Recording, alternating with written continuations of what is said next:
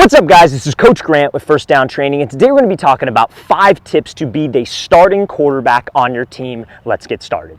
Now, before we get into this video, fellas, if you're a quarterback and would like to train with us this off-season, we are traveling out to 7 more states across the country for 2-day-long QB and wide receiver training camps. Next up on our camp tour, we are going to be coming out to Boston, Massachusetts, Cleveland, Ohio, Austin, Texas. Then we're going to be heading out to Seattle, Washington, Newark, New Jersey, Denver, Colorado, and Los Angeles, California. So if you guys would like some more information on that, how you can sign up and how you can get some work in with myself and my staff of coaches, check out that very first link in the description below. We'd love to have you out, fellas. Again, very first link below. Let's get back to this video.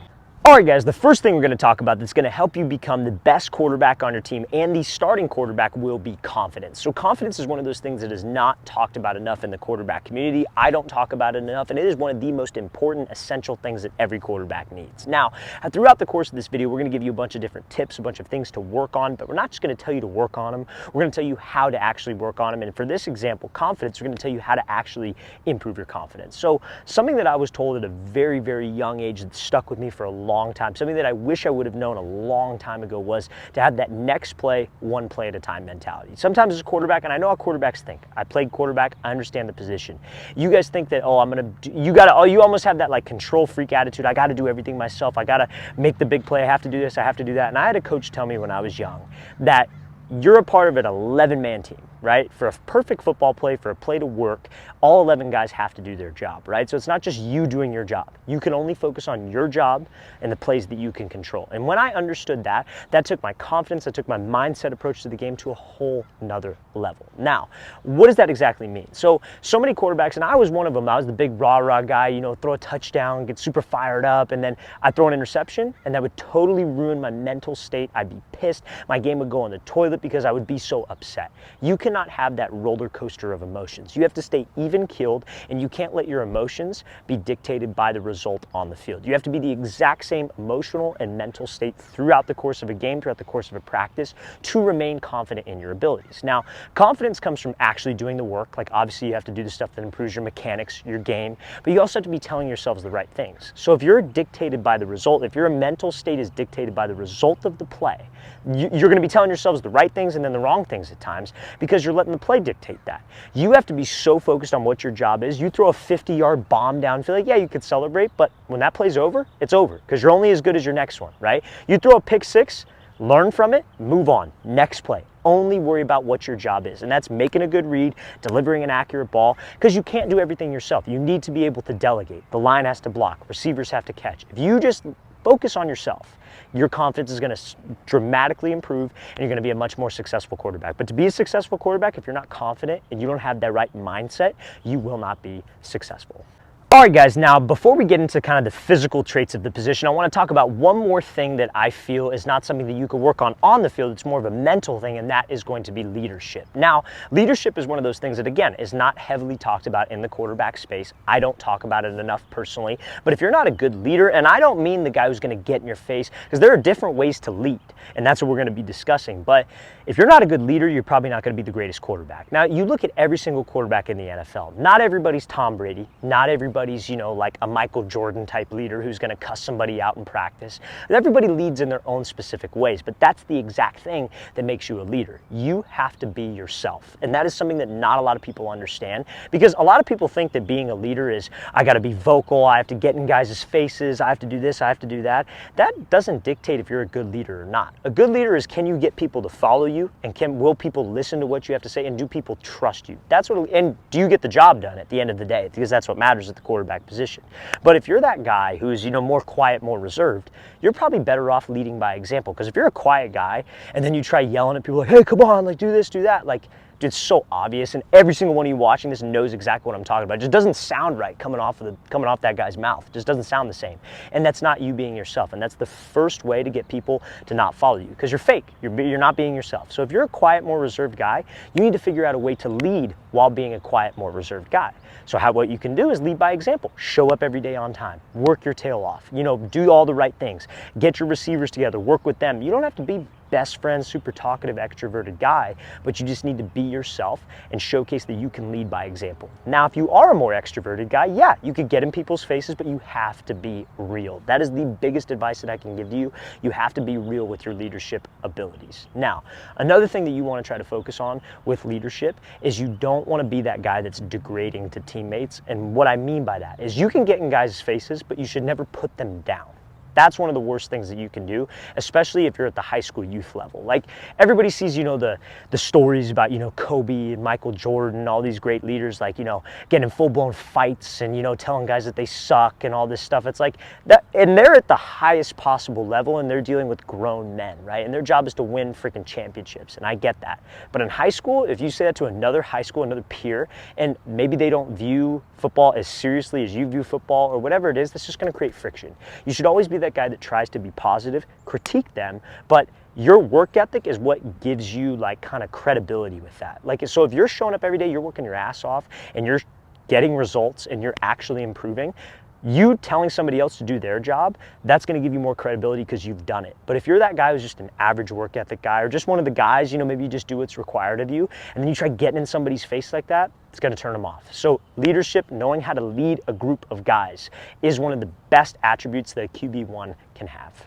All right, guys, so now we're going to get into the physical traits of the position. And number one, you have to be accurate to be the best quarterback on your team. I don't care how strong of an arm you have. I don't care how fast you are. I do not care. If you cannot deliver an accurate shot consistently, you will not be a successful quarterback. Now, the reason why a lot of quarterbacks are not accurate is due to their front side mechanics. So old school quarterback coaches used to teach that your front elbow is a source of power. What you want to do is you want to take your front elbow, you want to pull this thing down to your hip because that's going to generate power. It's going to help you have more arm strength on the ball, and you'll get more of your body into the throw, not just throwing with your arm. That is completely wrong, because every single quarterback, when you guys go to throw, you guys have something called a midline down the middle of your body. It's an imaginary white line, or not white line, but an imaginary line down the middle of your body, and whatever the front side does affects the throwing side. So if you guys go to throw in the pocket and your front elbow pulls down, what's going to happen is your release point is going to get pushed up high, and you are going to start releasing the ball too high or coming down, releasing the ball too low. So what you want to do with your front elbow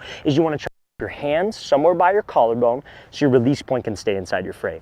Now, another mistake that guys will make is that they'll take this front and for power, they'll rotate all the way through to throw. But when you rotate and replace like this, that can cause your release point to widen outside your frame and make you miss a cross. So a good gauge to help you with accuracy when you guys throw. Think about your front hand. You want to be eating a sandwich. Think about your shoulders. Want to stay parallel to the target. So you go to throw, you go to rotate through. If your hand stays here, your release, your shoulders stay level. Your release point is inside your frame. Maybe it's a little bit lower, maybe it's higher than some guys, but when it's inside your frame, you can extend to the target. And when you can extend to the target, that's where that accuracy comes from.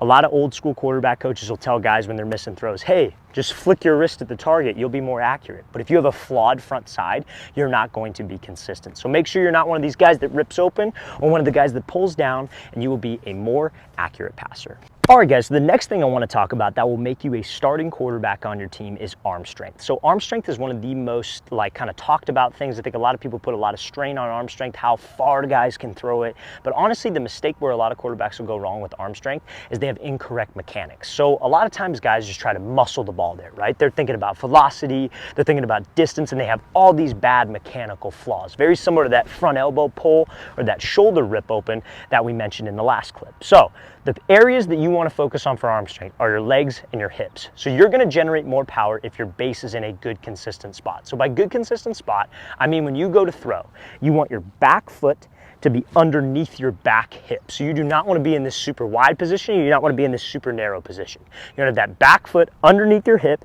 slight bend to your knee, shin should stay straight. So when you go to throw and that front foot gets down, because obviously we all know we don't want to take a long stride. Your front foot gets down, your weight is here. That allows those hips to be able to rotate through. A lot of old school coaches used to teach the really wide base. When you're super wide, you take a step, your hips can't rotate. Your leg locks out, your hips lock out, and we don't have that rotational force. So that back foot needs to be underneath that frame, good loaded base, so those hips can shoot through. Now, obviously, we know that that's the mechanical spot that I could get to. And some of you might be at that mechanical spot. But to improve that mechanical spot, you have to be doing the correct things in the gym to build up that. Arm strength is not built from strengthening your arm and your upper half. It's built from strengthening your legs. So getting in the gym, doing squats, doing core work, all of those things that strengthen that lower half will make that rotation more violent, if you will get more velocity on the ball and more distance on the ball to make you that best quarterback on your team. All right, guys, so the last thing that I want to talk about here to make you that best quarterback on your team, starting quarterback, however you want to think of it, is being able to read the defense. So if you cannot read a defense, you are not going to be successful, because at the end of the day, you have to be able to know where to go with the ball. You got to know how to throw the ball, you have to know the right mechanics, but you have to know where to go with the ball. So how you can work on that is by getting in the film room. You have to know the defense better than they know themselves. You have to know their top coverages, you have to know their top players, you have to know their personnel. All of those things help you and will translate to on-field play. Because if you go into a game, it's like knowing the answers to a test, right? Like, let's say you're in a high school offense, Monday you have 4 games of film to study on a team that you're playing Friday.